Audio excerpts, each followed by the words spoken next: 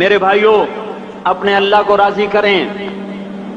جن دکانوں کے پیچھے نمازیں چھوٹ گئیں، جن دکانوں کے پیچھے سچ کو طلاق ہو گئی، جن دکانوں کے پیچھے دیانت چلی گئی، خیانت آ گئی، بددیانتی آ گئی، ہاں اللہ تعالیٰ قیامت کے دن کہے گا بددیانت سے، وہ تو نے جو امانت کھائی لے کے آ، وہ امانت جو تو کھا گیا تھا لے کے آ۔ کہے گا یا اللہ کہاں سے لاؤں، وہ تو دنیا میں رہ گئی۔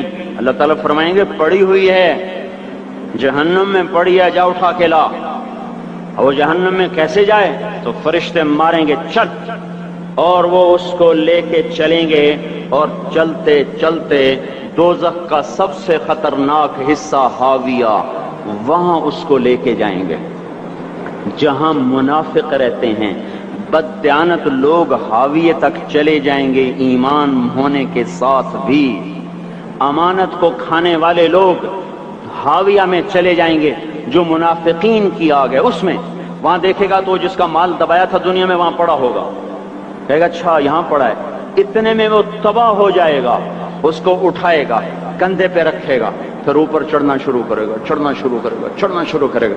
جب دوزخ کے کنارے پر آ جائے گا تو وہ اس کے ہاتھ سے چھوٹ جائے گا اور پھر حاویہ میں جا گرے گا۔ اس کے ساتھ فرشتے مار کر پھر کہیں گے جا واپس لے کے آ، پھر یہ واپس جائے گا، پھر اسے اٹھائے گا، پھر کندھے پہ لے کے چڑھے گا اور چڑھے گا اور چڑھے گا۔ جب کنارے پر آئے گا تو پھر اس کے ہاتھ سے چھوٹ جائے گی، اس کے پھر فرشتے مار کے نیچے گرا دیں گے، جا لے کے آ۔ اب یہ کبھی اس میں سے نہیں نکل سکتا۔ اس کمانے سے توبہ کریں، یہ کمانا جہنم میں لے جائے گا۔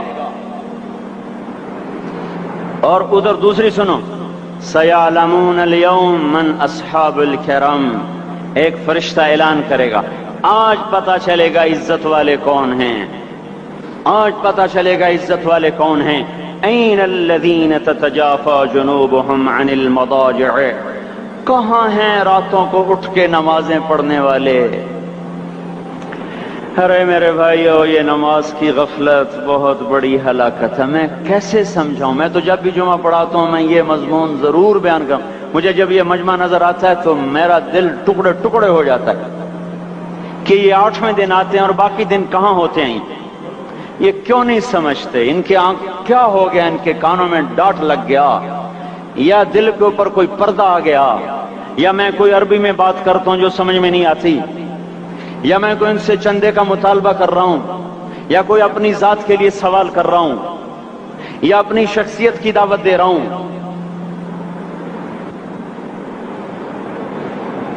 آج نماز عزت دلائے گی، سب سے پہلا اعلان ہوگا، کہاں آج پتہ چلے گا عزت والے کون ہیں، کہاں ہیں راتوں کو اٹھ کے نماز پڑھنے والے اور اللہ کے نام پہ خرچ کرنے والے۔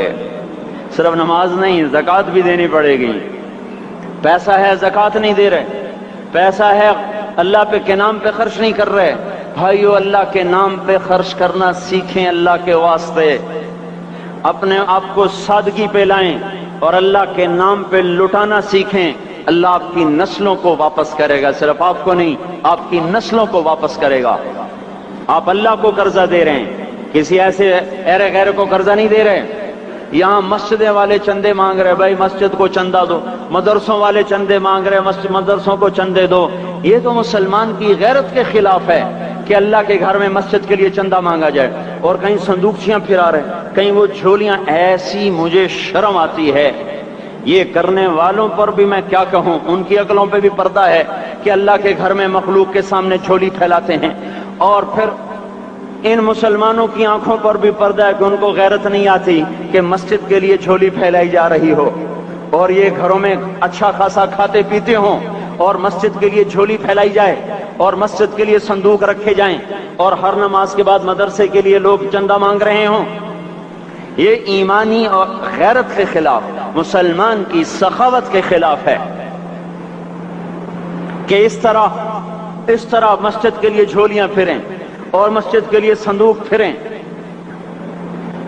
ہم تو اللہ کے نام پہ بے دھڑک لگائیں، اقیموا الصلاۃ وآتوا الزکاۃ، اقیموا الصلاۃ وآتوا الزکاۃ 67 دفعہ یہ حکم چلا ہے، اور ہر دفعہ زکوٰۃ کے ساتھ نماز، نماز، زکوٰۃ، زکوٰۃ، نماز، نماز، زکوٰۃ، زکوٰۃ، نماز۔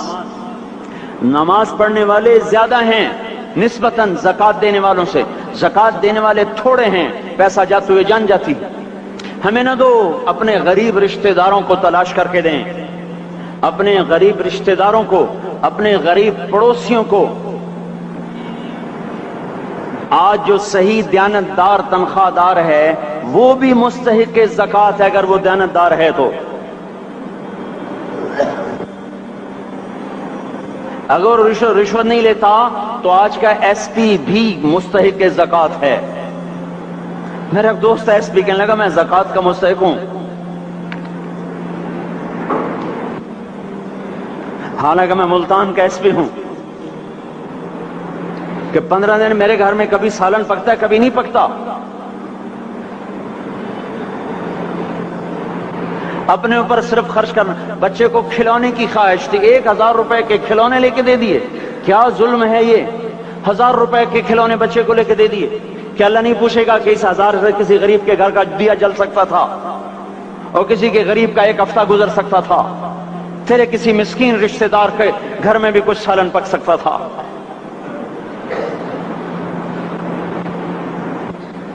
رزق دیا تو اس کا ہوش نہیں کہ اس کا حق ادا کریں، جان دی تو اس کا ہوش نہیں کہ اس کا حق ادا کریں۔ سجدہ جان کا حق ہے، اور زکوٰۃ اور صدقات یہ مال کا حق ہے۔ میں کب اپنے لیے مانگ رہا ہوں؟ میں کہہ رہا ہوں اللہ اپنے غریب رشتہ داروں کو دیں، ان کو تلاش کریں اللہ کے واسطے۔ اپنی بیویوں سے پوچھو سونے کی زکوٰۃ دی ہے؟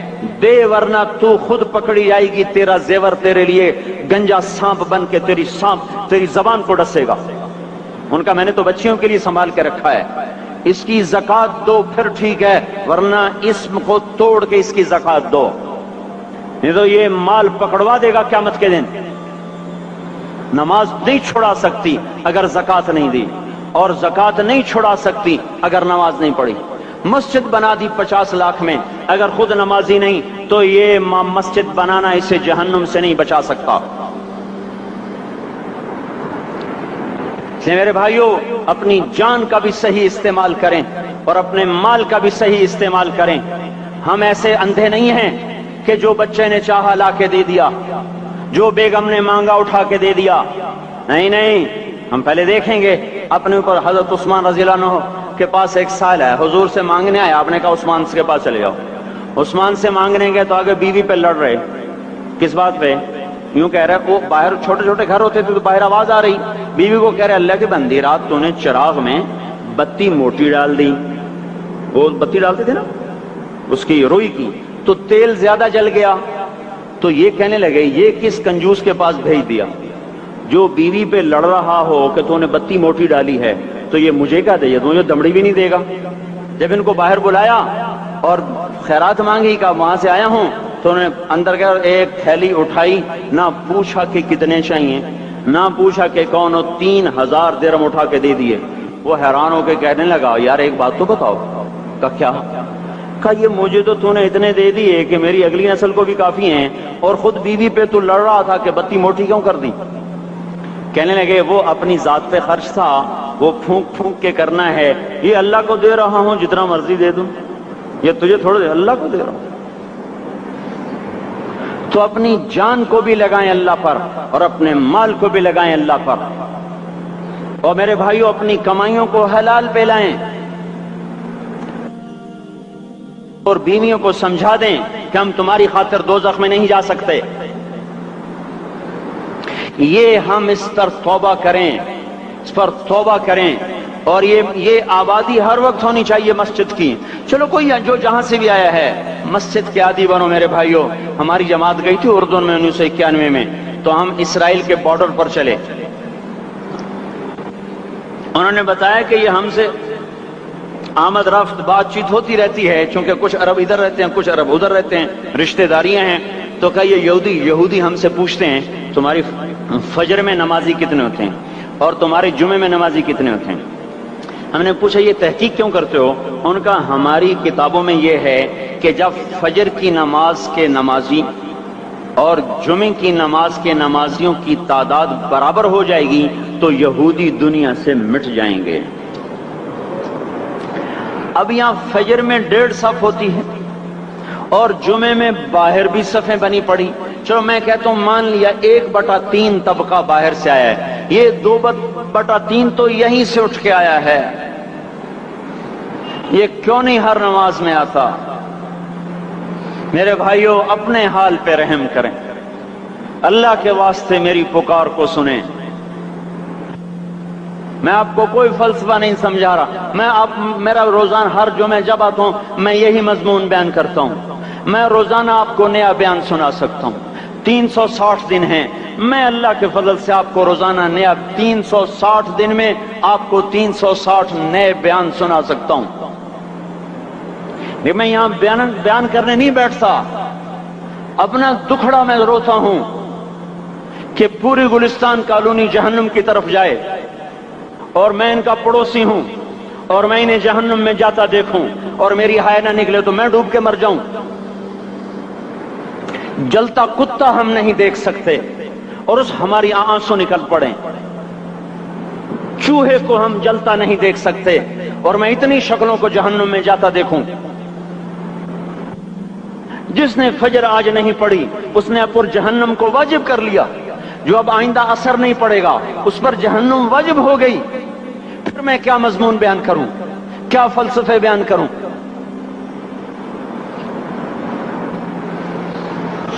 اس لیے میرے بھائیوں اپنی ذات پہ رحم کریں، اپنے بچوں پہ رحم کریں، اپنے گھر والوں پہ رحم کریں، مسجد کی دوڑ لگائیں، اپنے مال کو اللہ کے نام پہ خرچ فرمائیں تاکہ یہاں بھی جہان بنے اور وہ بھی جہان بنے۔ کیا زندگی ہے، چلتے چلتے سانس نکل جاتا ہے پھر یوں مٹ جاتے ہیں جیسے دنیا میں کبھی آئے نہ تھے۔ پوتے پوچھتے ہیں ابا دادا کی قبر کہاں ہے؟ ابا کہتے ہیں بیٹا یہیں کہیں مل گئی، پتہ نہیں کہاں ہے۔ ارے آج تو اگلی نسل دادے کی قبر نہیں دیکھ سکتی،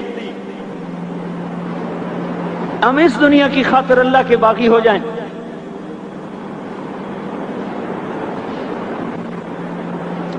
اس بے وفا جہان کی خاطر اللہ سے بغاوت کر جائیں جو ایسا مہربان، جو ایسا کریم۔ تو اس لیے میرے بھائیوں اللہ کے واسطے اللہ کی بارگاہ میں توبہ کریں اور اپنے اللہ کو راضی کریں، یہی میری فریاد ہے، یہی میری پکار ہے۔ میں بھی توبہ کرتا ہوں، آپ بھی اللہ کی بارگاہ میں توبہ کریں کہ کوئی کام اللہ کی منشا کے خلاف نہ ہوگا۔ اس کو سیکھنے کے لیے ہم کہتے ہیں تبلیغ میں جاؤ چلہ لگاؤ، ہم کوئی کسی تبلیغی جماعت کا ممبر نہیں بنا رہے، ہم خود تبلیغ میں جاتے ہیں، اوروں کو کہتے ہیں نکلو کہ ہماری توبہ پکی ہو، ہمارے اعمال درست ہوں اور اللہ ہم سے راضی ہو۔